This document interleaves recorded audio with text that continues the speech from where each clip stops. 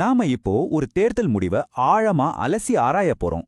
இது நெய்வேலி தொகுதியை பத்தின ஒரு விரிவான பார்வை. எண்கள், உண்மைகள், அப்புறம் மக்களோட குரல் இதையெல்லாம் வச்சு அந்த தீர்ப்புக்கு பின்னாடி என்ன இருந்துச்சுன்னு புரிஞ்சுக்க போறோம். நம்மளோட கேஸ் ஸ்டடி தமிழ்நாட்டுல இருக்கிற நெய்வேலி. இந்த மண்ணுக்கு கீழே நிறைய வளங்கள் இருக்கு. ஆனா இந்த இடத்தோட கதைய டேட்டால நமக்கு சொல்லுது. இங்கதான் மக்களோட குரலுக்கும் ஆட்சி அதிகாரத்துக்கும் ஒரு பெரிய இடைவெளி இருக்கிறத நம்ம பார்க்க முடியுது. இந்த முழு பகுப்பாய்வுக்கும் இதுதான் அடிப்படை மந்திரம். எம்ஜிஆர் சொன்ன மாதிரி தேர்தல்கள் வெறும் அரசியல் இல்ல, அது நல்லாட்சிக்கான ஒரு டேட்டா என்ஜினியரிங். அதாவது உணர்ச்சிகளை தாண்டி அறிவியல் பூர்வமா தலைமை பண்பை அணுகிற ஒரு முறை. இந்த அலசலோட மைய புதிரே இதுதான். 977 வாக்குகள். 2021 சட்டமன்ற தேர்தல்ல ஜெயிச்சவருக்கும் தோத்தவருக்கும் நடுல இருந்த வித்தியாசம் வெறும் 977 ஓட்டு தான். யோசிச்சு பாருங்க.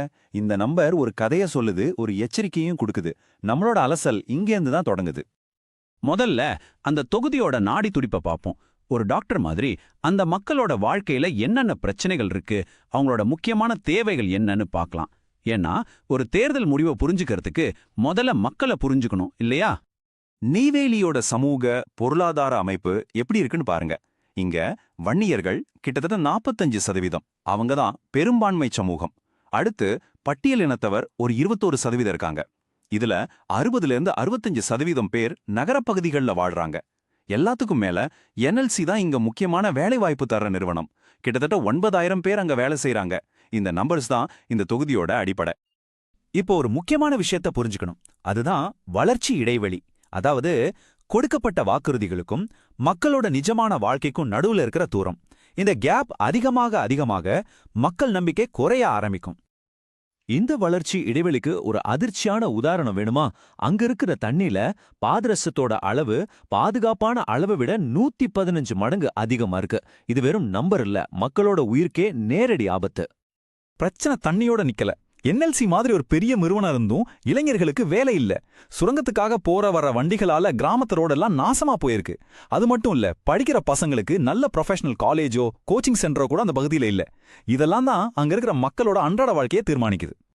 ஒரு கண்ணியமான வாழ்க்கை வாழ்றதுங்கிறது ஒவ்வொரு குடிமகனோட அடிப்படை உரிமை இல்லையா? நல்ல தண்ணி, ஒரு வேலைக்கான வாய்ப்பு, இந்த மாதிரி அடிப்படை தேவைகளே கிடைக்காதப்போ மக்களோட ஏமாற்றம் அவங்க பேச்சுல வெளிப்படும். கடைசியா அது வாக்குச்சீட்லயும் பிரதிபலிக்கும். இதுதான் நடக்கும். சரி, மக்களோட இந்த கஷ்டங்களா எப்படி ஓட்டா மாறுச்சு? வாக்கு பெட்டி நமக்கு என்ன சிக்னல் கொடுக்குதுன்னு இப்ப பார்க்கலாம். இந்த சாட்டை பாருங்க. அந்த சின்ன வித்தியாசத்தை நல்லா காட்டும். டிஎம்கேவுக்கு கிடைச்சது 45.80% ஓட்டு, பாமகவுக்கு 45.21%. கிட்டத்தட்ட சரிக்கு சரியா தொகுதி பிரிஞ்சிருக்கு. இது ஒரு பெரிய அதிருப்தியையோ இல்லன்னா ஒரு பிளவையோ காட்டுது. இங்கதான் ஒரு முக்கியமான விஷயம் இருக்கு. 2016ல வெறும் 12.40% ஓட்டு வாங்கின பாமக 2021ல பாருங்க 45.21% வாங்கியிருக்கு. அதாவது கிட்டத்தட்ட 33% ஓட்டு அதிகரிச்சிருக்கு. இது சாதாரண விஷயம் இல்ல. இதுதான் நம்மளோட அலசல்ல ஒரு முக்கியமான க்ளூ. இன்னொரு பக்கம் இதையும் கவனிங்க. ஓட்டு போட வர்றவங்களோட எண்ணிக்கை குறைஞ்சிக்கிட்டே வருது. 2016ல 79.2% இருந்த டர்ன் அவுட் 2021ல 75.1% ஆயிடுச்சு.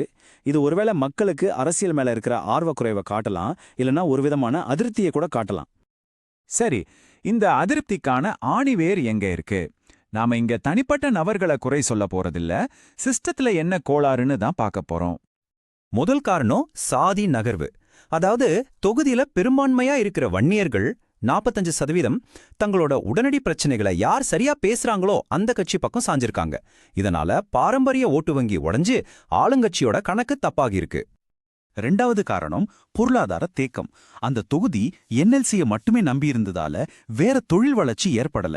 இதனால இளைஞர்களுக்கு வேலைவாய்ப்பு இல்லாம நம்ம பின்தங்கிட்டோமோங்கிற ஒரு உணர்வு வந்திருக்கு. இது நேரடியா மக்களோட கோபத்தை அதிகமாக்கியிருக்கு. மூணாவது ஒரு சின்ன மனநிலை மாற்றம். அத நலத்திட்ட சோர்வுன்னு சொல்லலாம். அதாவது அரசாங்கம் கொடுக்கிற நலத்திட்டங்கள் ஓரளவுக்கு உதவி செஞ்சாலும் மக்களுக்கு வேலை, வளர்ச்சி, நல்ல ரோடு மாதிரி நிரந்தரமான தீர்வுகள் மேல கவனம் திரும்பியிருக்கு. தற்காலிக உதவியை விட நீண்டகால வளர்ச்சி தான் முக்கியம்னு நினைக்க ஆரம்பிச்சிருக்காங்க. கொடுத்த வாக்குறுதிகள் என்ன ஆச்சுன்னு பார்க்கணும். வீராணம் தண்ணி திட்டம்னு சொன்னாங்க, ஆனா இன்னும் முடியல. சிப்காட்ல புதுசா தொழிற்சாலைகள் வரும்னு சொன்னாங்க, ஆனா எதுவும் நடக்கல. ரேஷன் கடையில சரியா பொருள் கிடைக்கல, பென்ஷன் லேட் ஆகுதுன்னு புகார்கள். இதெல்லாம் நடக்கும்போது மக்கள் நம்பிக்கை எப்படி இருக்கும்? சரி, பிரச்சனைகள் எல்லாம் பார்த்தாச்சு. இதுக்கான தீர்வு என்ன? ஒரு நல்ல மக்கள் தீர்ப்பு பெறுறதுக்கு என்ன செய்யணும்? அதுக்கான ஒரு செயல் திட்டத்தை இப்ப பார்க்கலாம். இது எந்த தலைவருக்கும் பொருந்தும்.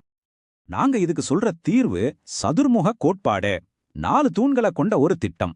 1, சிவன் மாதிரி தீவிரமா செயல்பட்டு தண்ணி, வேலைவாய்ப்பு மாதிரி அவசர பிரச்சனைகளை கையில எடுக்கணும். 2, விஷ்ணு மாதிரி ஸ்திரத்தன்மையை கொடுத்து இப்போ இருக்கிற நலத்திட்டங்களை பாதுகாத்து மக்களுக்கு ஒரு தைரியத்தை கொடுக்கணும்.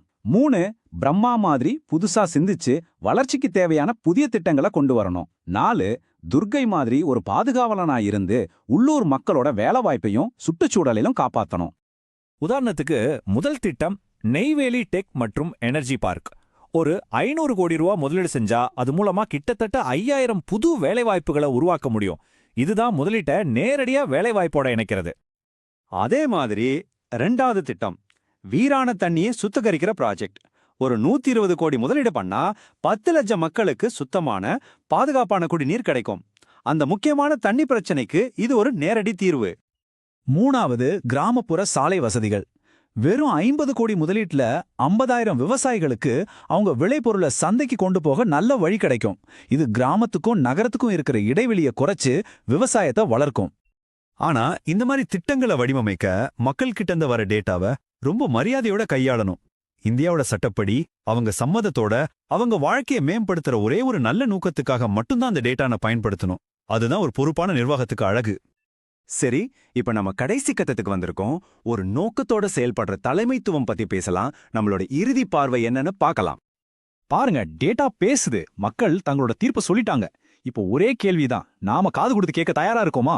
நெய்வேலியில நாம பார்த்த இந்த விஷயம் எல்லா தலைவர்களுக்குமே ஒரு பெரிய சவால். உன்னை நல்லா புரிஞ்சுக்கணும். டேட்டாவை கண்டுக்காம இருக்கிறது மக்களையே கண்டுக்காம இருக்கிறதுக்கு சமம். மக்களோட குரலை கேட்க தவறுன ஒரு தலைவர் கடைசியில் அந்த மக்களையே இழந்துருவாரு. இது ஒரு அமைதியான ஆனா ரொம்ப உறுதியான எச்சரிக்கை. நீங்கள் மக்களை மையமாக கொண்ட தலைவராக மாறி உங்கள் தொகுதியை உயர்த்த விரும்பினால் blueprintstrategies.ai mgr@blueprintstrategies.ai என்ற மின்னஞ்சல் முகவரியில் தொடர்பு கொள்ளுங்கள் அல்லது 08042041602 என்ற எண்ணில் அழைக்கவும். அரசியலுக்கு அப்பாற்பட்ட நோக்கம்.